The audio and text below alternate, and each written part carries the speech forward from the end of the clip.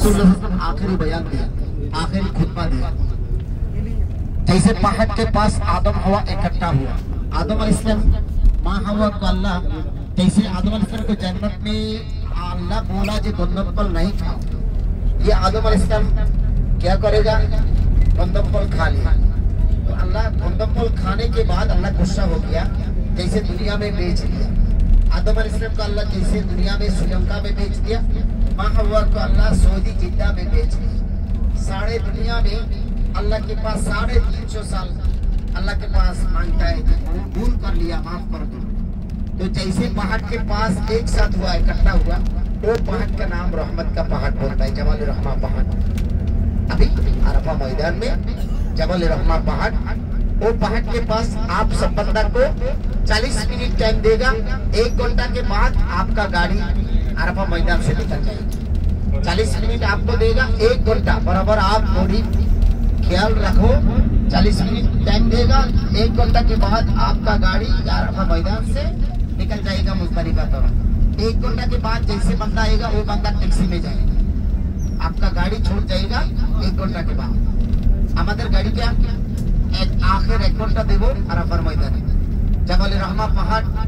जैसे जबल रहमा पहाड़, वो पहाड़ के ऊपर जैसे रसूल सल्लल्लाहु खड़ा होकर आखिरी बयान दिया, उधर गवर्नमेंट एक निशाना लगाया, एक पिलर बनाया, ये निशाना के लिए। तो जैसे बंदा ऊपर जाएगा वो बंदा वो पिलर को चुम्मा नहीं देगा, वो पिलर के सामने रखकर नमाज नहीं पढ़ेगा, वो पिलर को नाम नहीं लिखेगा। बहुत बंदा गलत करता है ऊपर में जाने का, वो पिलर में नाम लिखता है, पिलर को सामने रखकर नमाज पढ़ता है, पिलर को चुम्मा देता है, पिलर के ऊपर नाम नहीं करो, ये गलत है। ये निशाना के लिए बनाया, जैसे जगह में रसूल खड़ा होकर आखिरी बयान दिया, इसलिए निशाना लगाया गवर्नमेंट। बहुत बंदा जाकर उधर शिरक करता है, गलत करता है। तो आप सामान ख्याल में रखो, मोबाइल जैसे मनी बैग आप अच्छा नजर में रखो। क्यों उधर बहुत बंदा है, आप আপনারা যে উপরে যাওয়ার পরে ওখানে অনেকে মোবাইল মানি ব্যাগ হারিয়ে চলে আসে। অনেক জাহামাতো দেখা গেছে ওখানে যাওয়ার পরে আর হুঁশ থাকে না, মোবাইল চলে যায়, মানি ব্যাগ চলে যায়। উপরে যাওয়ার পরে একটা পিলার সরকার নিশানার জন্য বানাইছে, এই পিলারে অনেকে চুমা দেয়, অনেকে নাম লেখে, অনেকে পিলারকে সামনে রেখে নামাজ পড়ে। নামাজ পড়তে হবে কোন দিকে? বাইতুল্লাহর দিকে, কাবা শরীফের দিকে। ऊपर में जाने के बाद आप बैतुल्लाह नजर में आएगा, जैसे कलक टावर दुआ मांगो बस चले आ जाए। ऊपर যাওয়ার পরে কলক টাওয়ার আপনার নজর আসবে, আপনি দোয়া করে চলে আসবেন। जैसे बंदा ऊपर नहीं जाओ, नीचे से दुआ करो, बस ऊपर जाना जरूरी नहीं। যারা উপরে যেতে পারবে না, শারীরিকভাবে অসুস্থ, যাওয়ার দরকার নাই, নিচে থেকে আপনি কাবা শরীফের দিকে দোয়া করে আপনি চলে আসবেন। একবার উপরে যাইতে হবে কোনো ফরজ। तो अभी जैसे मैदान अरफा मैदान, ये हज का फरज, हज का रुकन, बड़ा हज का टाइम में ये सब हाजी जैसे 50 लाख 70 लाख हाजी ये बड़ा हज का टाइम में आएगा। सब हाजी अरफा मैदान में जाना लाजिम फरज है। क्यों? बड़ा हज का टाइम में हज का रुकन, हज का फरज यौमुल अरफा।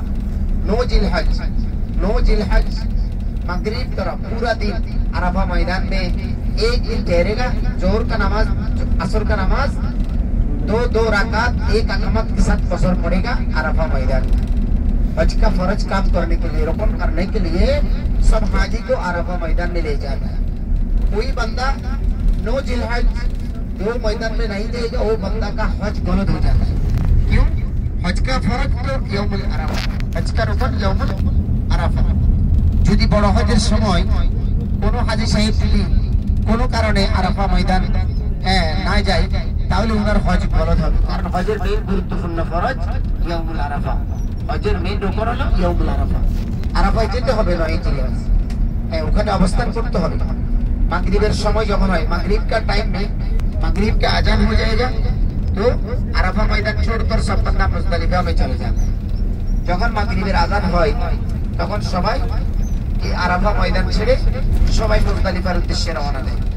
মুজদালিফায় এক রাত্রি যাপন করে খোলা আকাশের নিচে নিজের বিছানা নিজে করে এক রাত্রি যাপন করে মুজদালিফায়।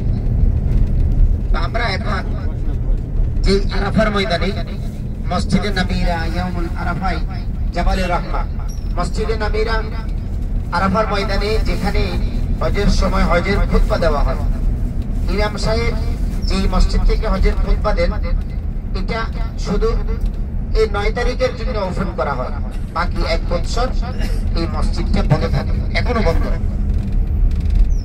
অনেক বড় মসজিদ, প্রায় 1.5-2 লাখ হাজি একসাথে ভিতরে প্রবেশের সুযোগ থাকে। টোটাল তো হাজি আসে আরাফা হজের সময় 50-60-70 লাখ হাজি বড় হজে অবস্থান করেন। সবাইকে আরাফার ময়দানে আসতে হয় হজের গুরুত্বপূর্ণ ফরজ আদায় করার জন্য।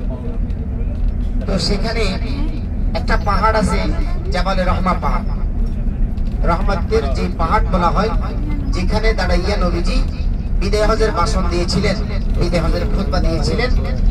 সেই পাহাড়ে আদম আর হাওয়া, আদম আলাইহিস সালামকে মা হাওয়াকে যখন আল্লাহ পাক জান্নাতে গন্ধব খাইতে না করছেন, গাছের নিচে যাওয়ার জন্য না করছেন, কিন্তু শয়তানের ধোঁকায় পড়ে আদম আলাইহিস সালাম গন্ধব ফল খেয়েছে।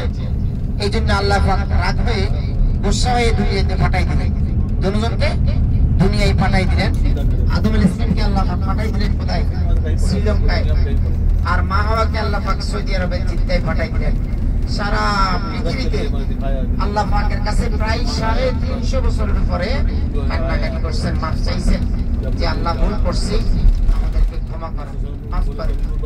আল্লাহ পাক প্রায় 350 বছরের উপরে আল্লাহর কাছে কান্নাকাটি করার পরে এই পাহাড়ের পাশে দুজন একত্রিত হলেন। আদম আলাইহিস সালাম শ্রীলঙ্কা থেকে সারা পৃথিবী ঘুরতেছেন, আর মা হাওয়া ঘুরতেছেন সৌদি আরবের জিদ্দা থেকে সারা পৃথিবী ঘুরে। ঘুরতে ঘুরতে এই পাহাড়ের পাশে দুজন একত্রিত হলেন। এই জন্য এটাকে রহমতের পাহাড় বলা হয়, জাবালে রহমত। হ্যাঁ, তো সেখানে আপনাদের জন্য সময় দেব, যারা শরীর স্বাস্থ্য সুস্থ আছে তারা যদি চায় উপরে যাবে, আর উপরে যাওয়া একবারে জরুরি না, কোনো ফায়দা ফজিলত না। আপনি দোয়া নিচে থেকেও করতে পারবেন। আরাফার ময়দানে জাবালে রহমার উপরে যাইয়ে দোয়া, নিচেও আপনি দোয়া করতে পারবেন। কাবা শরীফের দিকে ফিরে আপনি দোয়া করে গাড়িতে চলে আসবেন।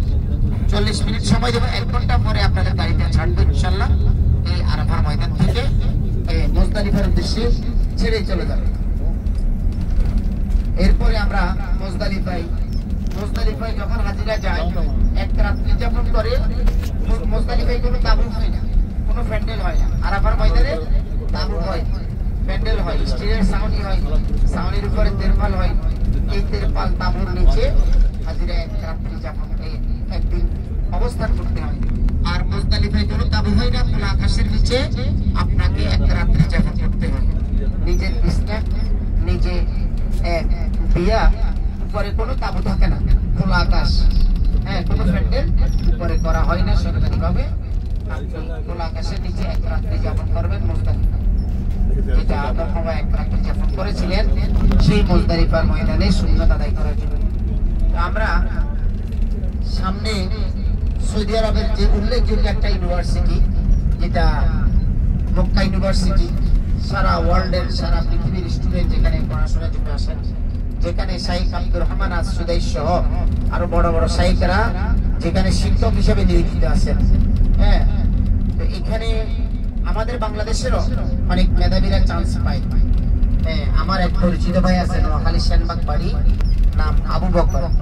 6 বছরের একটা কোর্স নিয়ে আপনার অনার্স পড়ার জন্য আসছেন, একটা আরবি সাবজেক্টে অনার্স পড়ার জন্য।